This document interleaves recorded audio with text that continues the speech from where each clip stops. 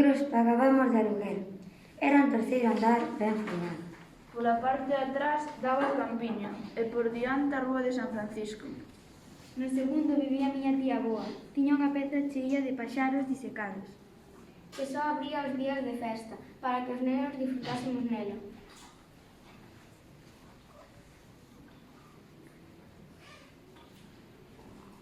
Aínda vivía a miña nai e todos os meus irmáns vivían. En frente traballaba o señor Pedro o toneleiro e grande tenda de efectos navais mantiña o seu trafego. Na casa tiñamos pombas e, por suposto, un grande gato mouro.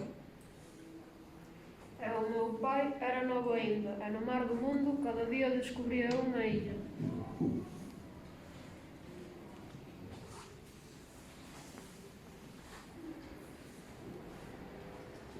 Ia ao mar desde a miña fiestra e chegaban cornetas da mariña.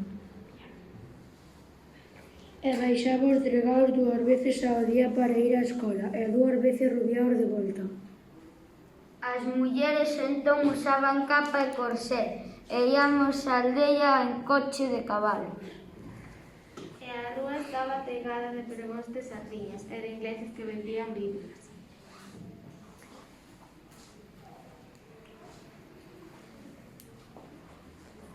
Eu tiña un pacto con Deus, que ninguén dos meus morrería. E o pacto era observado. Eu confiaba na perenidade do pacto. Todo isto fica tan lonxe que a duro podo aínda lembralo. Esquecería dentro de pouco tempo se non estivese estes versos.